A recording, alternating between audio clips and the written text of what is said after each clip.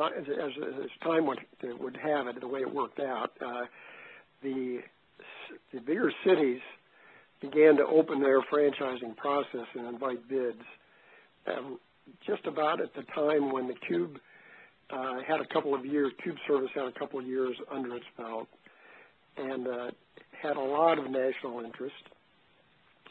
And so I was asked to, in addition to running the national division, I was asked to participate in the franchising effort in a number of communities. I had been doing that for some time in smaller communities because there were still a number of mid-sized cities that hadn't been franchised. And then they asked me also to go down to Cincinnati, where I spent a considerable amount of time, actually 2 years, down there seeking franchises.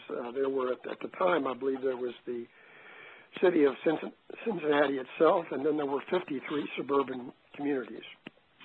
Wow. And so I was down there with a franchise team that was actually reported into a fellow by the name of Dick Aurelio, who used to be the vice mayor of New York under John Lindsay. Right. And he was recruited by Gus Hauser to head up the franchising effort all around the country, and was a very capable fellow. And what they wanted me to go down because I had the knowledge of the cable business, and as you can imagine, there were lots of presentations and interviews and discussions with community leaders and so forth. So what we would do is we would also use Cube. We used to bring from Cincinnati members of various city councils and so forth up on tours to go through the Cube facility and see what it had to offer, and that was very helpful in causing us to be able to win many of the franchises that we were successful in. It was like a gold rush mentality at that time. Obviously the industry was very anxious to plant its flag because, and when I talk about a vision, we had it at Warner Communications, but the other companies had it as well. I mean, they all had the same view. You needed to have your flag in as many places across the country because this was ultimately going to be a business of size. There were scale economics to this that made it important that you be successful in the franchising. So the industry went after it really very aggressively. Having seen this, the city fathers obviously also became anxious to make sure they got the best that could be gotten.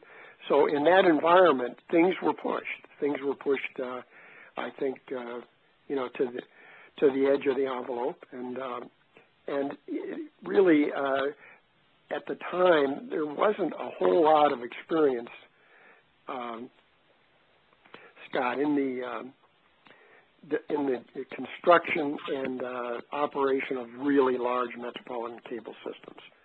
So right. I think the risks there, which ultimately played out, is that there were a lot of things that, while I think the planning was pretty thorough as best you could do, there were a lot of things that the folks who had to build those systems after the franchises were run, the things that they ran into that were very difficult and much more complicated and much more challenging than they thought. I think the whole industry went through this to some degree. After the franchises were awarded, then the construction began, and through the design phase and so forth, you could begin now to see what the overall cost was going to be.